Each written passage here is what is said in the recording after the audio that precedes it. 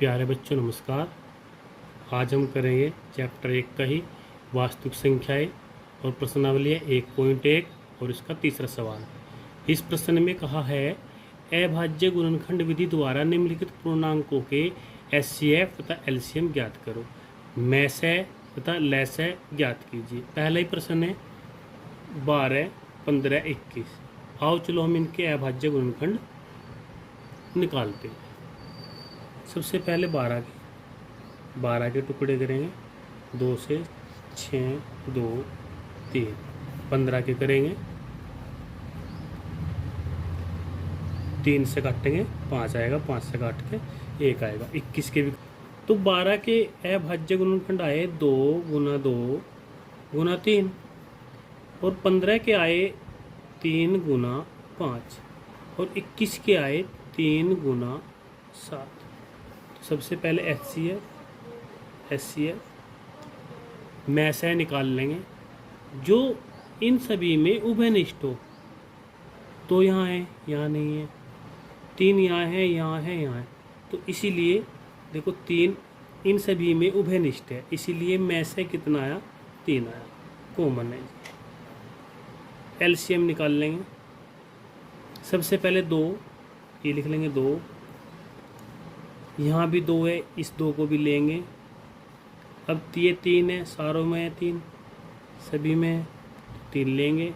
ये 5 लेंगे और ये 7 लेंगे।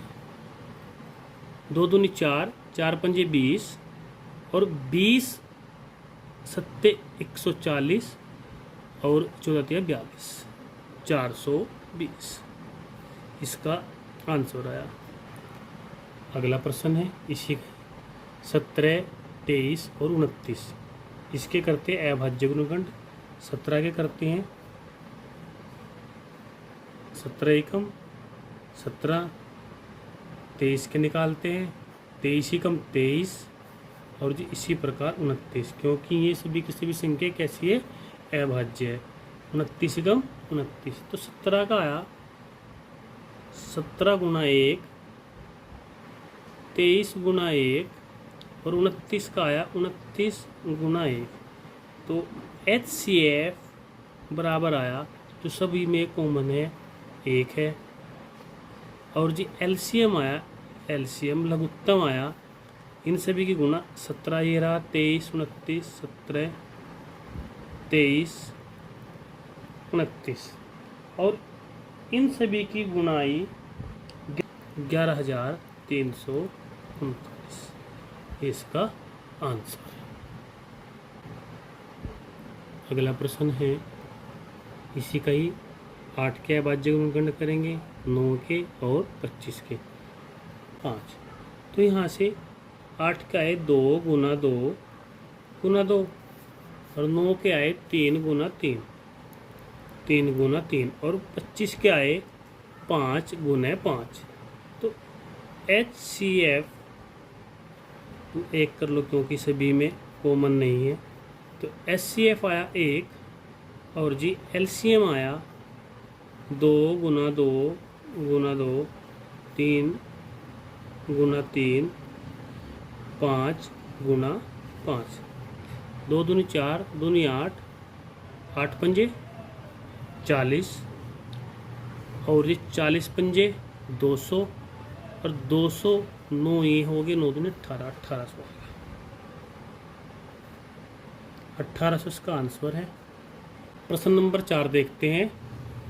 एचसीएफ में से 306 और 657 संख्याओं का 9 है। इसने कहा कि एलसीएम लैसे ज्ञात करना है। इन संख्याओं का ही लैसे ज्ञात करेंगे। हमारे पास है दोनों संख्याओं का गुणनफल, दोनों संख्याओं का गुणनफल बराबर किसके होता है? लैस है गुना में से। तो मैं लिख दूंगा एचसीएफ गुना एलसीएम। तो दोनों संख्याएं, दो संख्याएं कौन सी है? 306 गुना 657 और बराबर आया एचसीएफ 9 और एलसीएम का है जी ज्ञात करने के लिए। तो एलसीएम बराबर आया, इस 9 को इनके पक्षांतर करेंगे, 306 गुना 657 बटे 9, 9 से काट के 9 × 27, 3 9 × 36 और 34 और 657 की गुना आती है 22,338, 22,338, यही क्या है जिसका आंसर है। अगला प्रश्न है प्रश्न नंबर 5, जांच कीजिए कि क्या किसी प्राकृत संख्या n के लिए 6 की घात n अंक शून्य पर समाप्त हो सकती है। n एक प्राकृत संख्या है और ये बताना है क्या ये 0 पे समाप्त हो सकती है। अच्छा, प्राकृत संख्या बताओ आप क्या होगी प्राकृत संख्या। प्राकृत संख्याएं 1 2 3 4 5 एंड सुन भाई अनंत तक प्राकृत संख्याएं होंगी। तो उसने कहा है कि इस 6 की घात आप 1 रख लो, 2 रख लो, 3 रख लो, 4 रख लो, 5 रख लो, 6 रख लो, 7 रख लो, 8 रख लो, इसी प्रकार चाहे कहीं तक भी रख लो। और आप ये बता दो क्या ये अंक शून्य पे समाप्त हो सकता है, क्या इसका इकाइकांक 0 आ सकता है। देख लो, यदि मैं 6 की पावर 1 करूं तो 6 पे समाप्त हो जाएगी। यदि 6 की पावर 2 करूं, 6 गुना 6 बराबर 36, इस प्रकार से मैं रखता जाऊं तो क्या ये संख्या 0 पे समाप्त होगी, क्या इसका इकाइकांक 0 आएगा, नहीं आएगा। लेकिन लिखें कैसे, n शून्य पे समाप्त होने के लिए, शून्य पर समाप्त होने के लिए, समाप्त होने के लिए 6 की गुणनखंड या गुणनखंडों में 2 वह 5 का होना अनिवार्य है,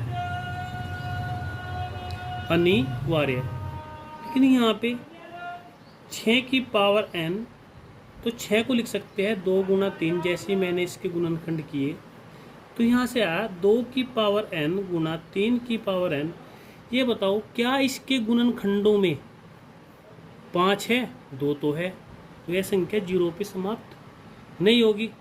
तो यहाँ लिख देंगे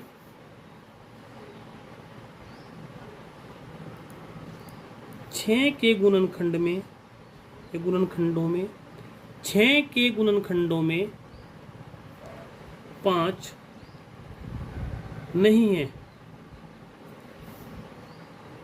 इसीलिए 6 की घात n शून्य पे समाप्त नहीं होगी, शून्य पे समाप्त नहीं होगी।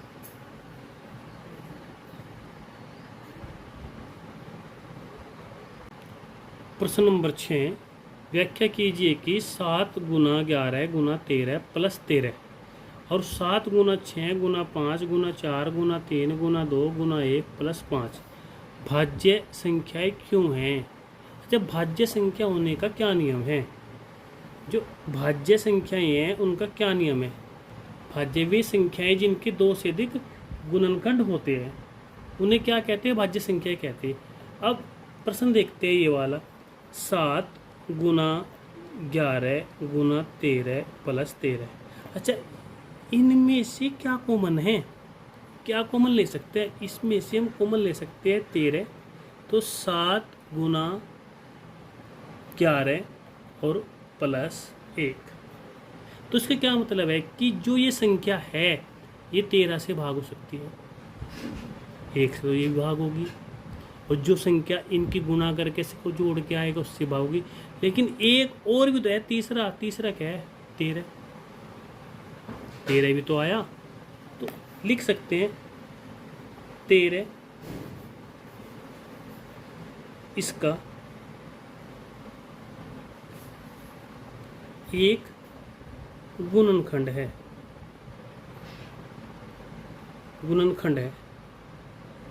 अतः यह एक भाज्य संख्या है, तो यह एक भाज्य संख्या। और इसी प्रकार 7 गुना 6 गुना 5 गुना 4 गुना 3 गुना 2 गुना 1 प्लस 5, इसमें भी तो 5 कॉमन है। तो 5 कॉमन लेने के बाद यहाँ से बचा 7 गुना 6 गुना 4 गुना 3 गुना 2 गुना 1 और प्लस 1। सेम ही तो बात है। जो ये संख्या है ये 1 से भाग होगी और इन सभी की गुणा करके प्लस 5 करके स्वयं से भाग होगी।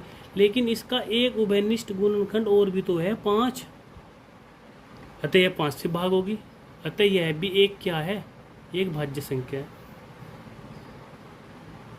5 इसका एक गुणनखंड है, गुणनखंड है। अतः यह एक भाज्य संख्या होगी, भाज्य संख्या होगी। प्रश्न नंबर 7, किसी खेल के मैदान के चारों ओर एक वर्ताकार पथ है। इस मैदान का एक चक्कर लगाने में सोनिया को 18 मिनट लगते हैं। सोनिया को कितने लगते हैं? 18 मिनट लगते हैं। एक वर्ताकार पथ है, जबकि इसी मैदान का एक चक्कर लगाने में रवि को 12 मिनट लगते हैं। और रवि को एक चक्कर लगाने में कितना समय लगता है जी? 12 मिनट लगते हैं। मान लीजिए कि दोनों एक स्थान पर और एक ही समय चलना प्रारंभ करते हैं, तो एक दिशा में चलते हैं, तो कितने समय बाद वे पुनः प्रारंभिक स्थान पर मिलेंगे? आओ चलो इस प्रश्न को करते हैं। प्रश्न नंबर 7, सोनिया एक चक्कर को पूरा करने में समय लेती है 18 मिनट और रवि लेता है 12 मिनट।